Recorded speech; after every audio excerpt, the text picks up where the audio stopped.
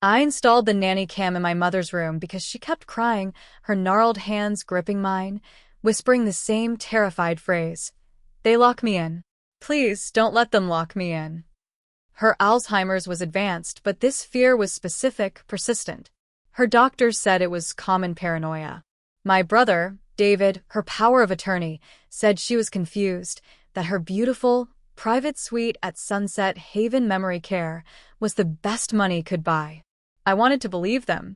I wanted to quiet my own guilt for not being able to care for her myself.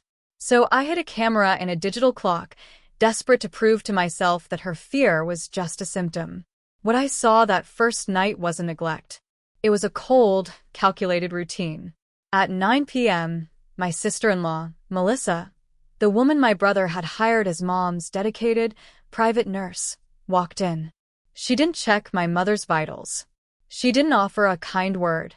She slid the nightstand drawer open, pulled out my mother's checkbook and a stack of papers, and under the dim glow of a security light, she began to forge my mother's shaking signature.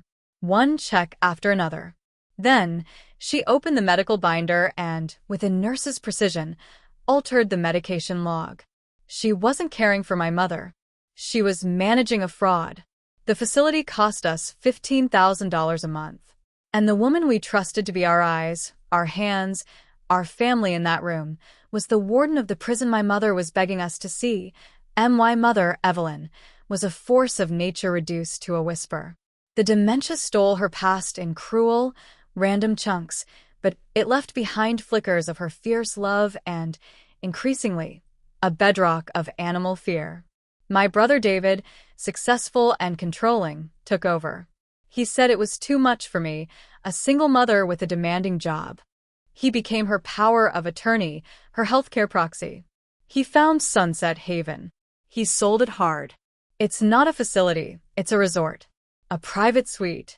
24/7 dedicated nursing. The best. The price was astronomical, $15,000 a month, but he framed it as non-negotiable, the absolute minimum for her dignity. Where would the money come from? Mom had savings, a pension, and the house. David had a solution. A reverse mortgage on the house she'd owned outright for 40 years. It felt drastic, but he painted it as using her largest asset to fund her final, best chapter. He handled everything. The paperwork was dizzying. Then, the perfect solution appeared. Melissa, David's wife. She was a registered nurse who had taken a break from hospital work. She can be Mom's primary caregiver within the facility, David said. We'll pay her a premium, but it's still cheaper than the agency and its family. We can trust her. It felt like a blessing. A family member in the room, ensuring her care. I transferred my portion of the monthly fees to David, who managed all the payments. My visits became my sanctuary and my torture. Mom was clean, but she was shrinking. She'd flinch at certain sounds. She'd call Melissa the keeper. David dismissed it. She doesn't understand the care she's getting. She calls the physical therapist the torture. It's the disease talking. But the disease never talked about the blue lockbox. On a good day, crystal clear, Mom grabbed my wrist. Her eyes were lucid and terrified. The nurse, she breathed, her voice a dry leaf. She steals from the blue box in the closet. Don't let her. Then the fog rolled back in. I checked the closet. There was no blue box. I asked Melissa. She gave a sad, professional smile. Sundowning. She confuses dreams for reality. It's so hard to watch. I believed her. I wanted to believe her. But the seed of the blue box took root in my mind, a tiny, persistent weed of doubt. The nanny cam footage was my nuclear option.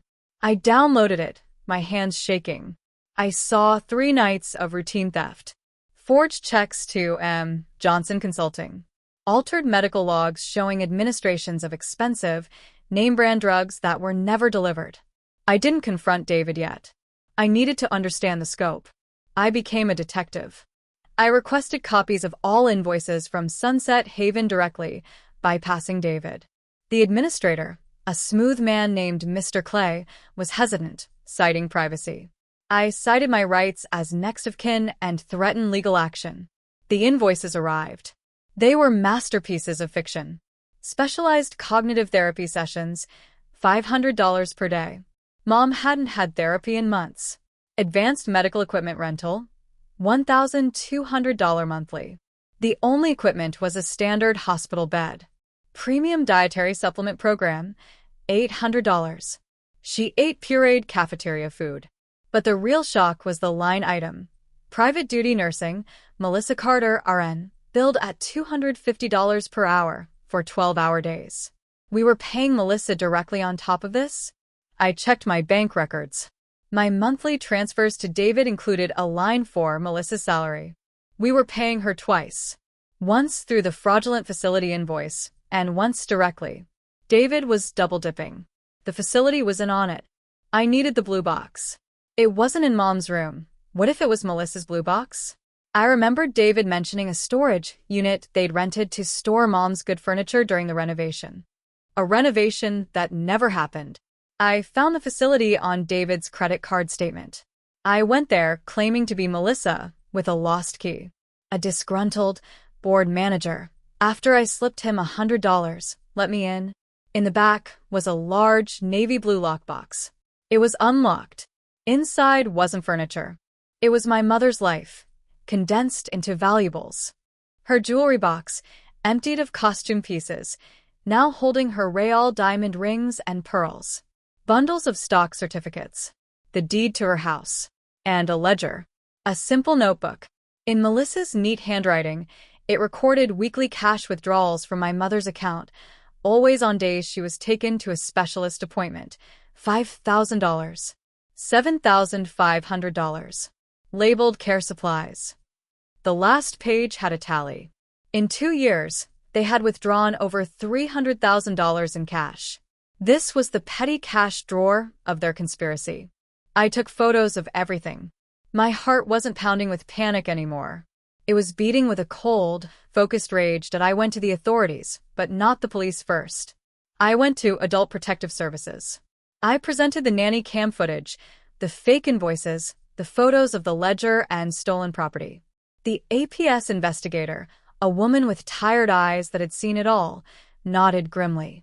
This is a textbook fiduciary fraud conspiracy.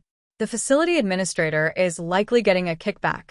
She helped me file an emergency petition to suspend David's power of attorney and have my mother removed from Sunset Haven immediately, citing imminent financial and emotional harm.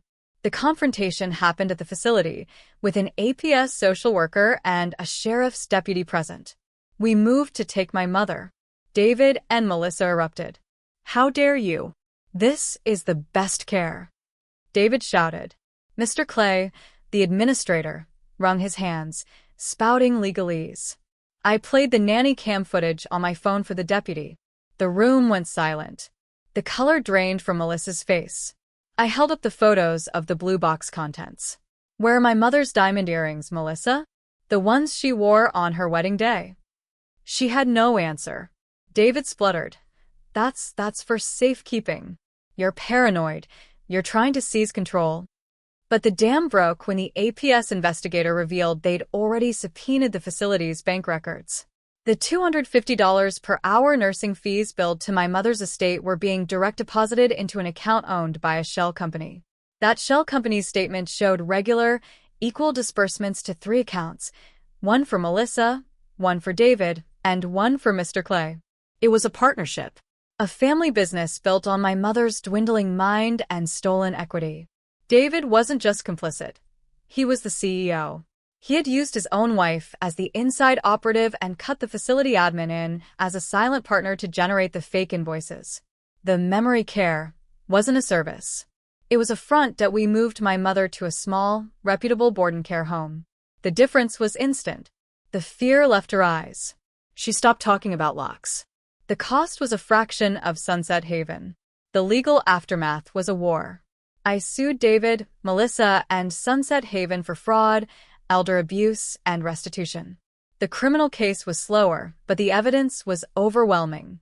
David and Melissa ultimately took a plea deal to avoid a lengthy trial and heavier sentences.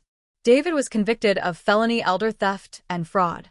He served 18 months and lost his professional license.